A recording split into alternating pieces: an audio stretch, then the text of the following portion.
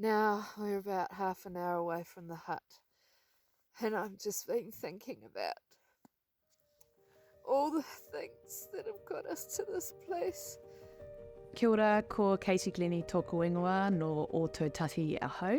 I'm Katy and I live here in Ōtautahi. I work as a sustainability manager during the week, and in the weekends we spend as much time as we can in the outdoors. High five. I was diagnosed with multiple sclerosis 5 years ago after quite a significant flare, and that ended up after a few weeks turning into what I now know as the MS hug. One of the reasons I really wanted to achieve the climb of the Minarets was to understand what my new body was capable of, but it was also to reframe my sense of self.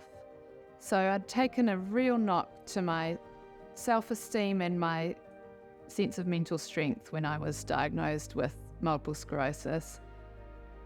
And I wanted something that would recalibrate me on a journey that would give me joy and still connect me with the outdoors.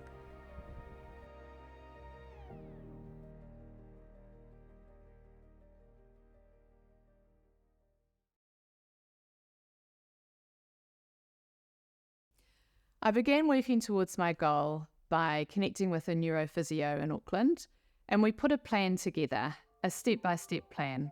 It was all going to be little by little. Basically, I was going to be climbing a really long hill, so I just started climbing hills. Doing a walk up our beautiful local maunga. The first hill I didn't get to the top of. I think I walked for a solid half hour and found it really challenging. And I came back and I sat down and I thought, I'm never going to get up this mountain. And then the next weekend, I went up the same hill again, tired, and I got a bit further. And I just kept going further and adding more. And then eventually I did an overnight tramp, lots of great. And then eventually I did one with more weight on my back. We've just walked up this huge thing of stairs. And slowly but surely I built towards being able to climb a mountain.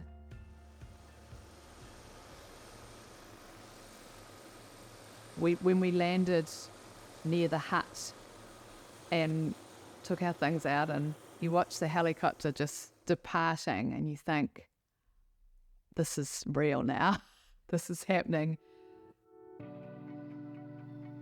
The morning of the climb, I was a bundle of nerves. I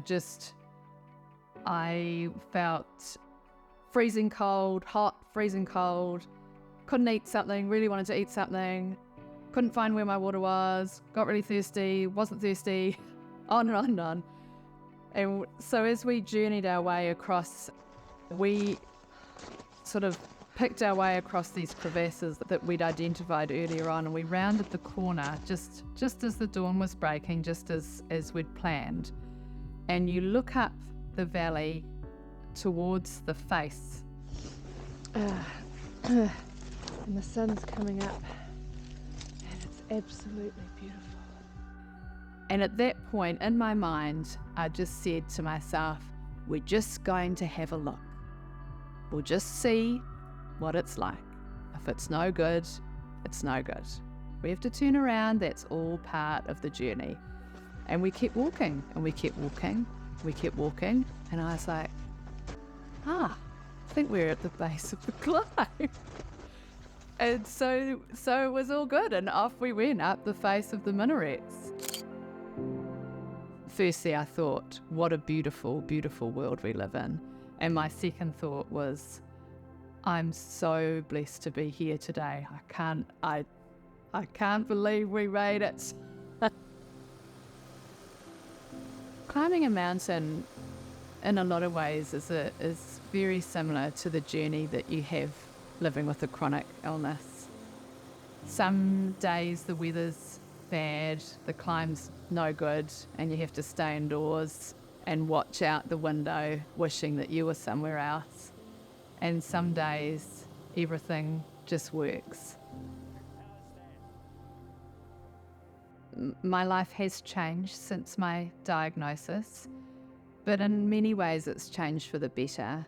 I now spend a lot of time with family and friends and really enjoy those moments of connection with people.